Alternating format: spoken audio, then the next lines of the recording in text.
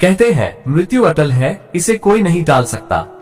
लेकिन अगर मैं आपसे कहूं कि एक साधक ने अपने मंत्रों की शक्ति से मृत्यु को हराया और वापस लौटा, क्या आप यकीन करेंगे? ये कहानी है शिवपुर गांव की, जहां रहस्यमय घटनाओं ने हर किसी को हैरान कर दिया।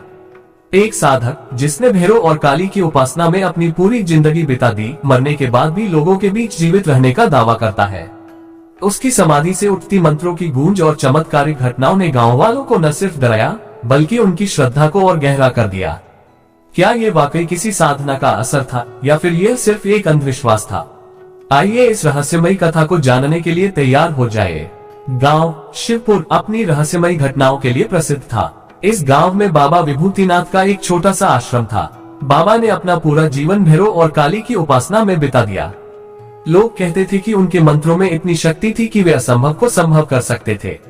कोई संकट हो, बीमारी हो या भूत प्रेत का प्रकोप, बाबा के पास हर समस्या का हल था। लेकिन एक दिन बाबा ने गांव वालों को बुलाकर कहा, मेरे जाने का समय आ गया है। मेरी समाधि बनाना और वहां रोज एक दीपक जलाना।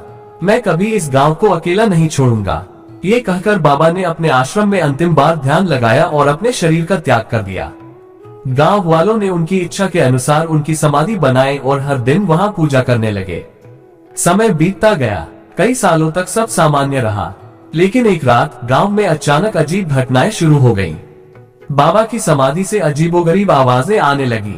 कभी कोई मंत्र की गूंज सुनता, तो कभी किसी को समाधि के पास किसी की परछाई दिखाई देती। गांव वाले डरे हुए थे, लेकिन बाबा के प्रति श्रद्धा ने उन्हें रोक दिया। एक दिन गांव के कुछ युवक हिम्मत कर समाधि के पास गए। उन्होंने सुना, मैं वापस आ गया हूँ।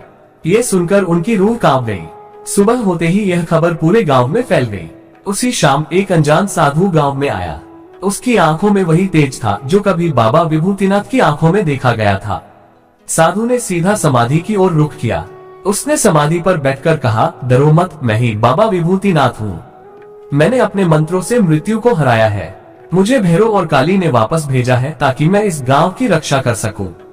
गांव वाले पहले तो चौंके, लेकिन साधु ने बाबा से जुड़ी ऐसी घटनाएं बताई जो सिर्फ वही जान सकते थे। उस रात गांव में अजीब घटनाएं शुरू हो गईं। आसमान में रहस्यमयी रोशनी दिखाई दी, हवा में मंत्रों की गूंज सुनाई दी। साधु ने कहा, ये संकेत है कि कुछ बुरी शक्तियां गांव की ओर बढ़ रही हैं। मुझे भैरव और काली की शक्ति से इन्हें रोकना होगा। अगले दिन सुबह साधु अचानक गायब हो गया।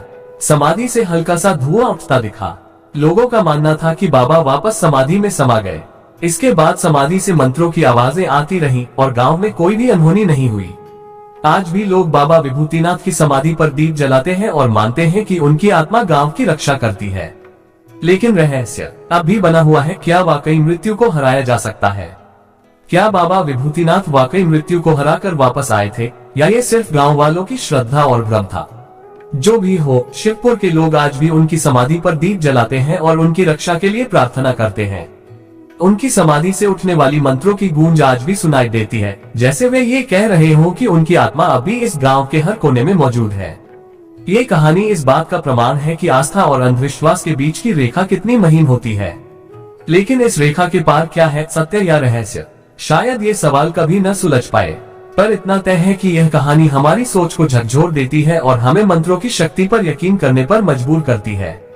तो क्या आप भी मानते हैं कि मंत्रों में इतनी शक्ति होती है कि वे मृत्यु को भी हरा सके? अपनी राय हमें जरूर बताइए।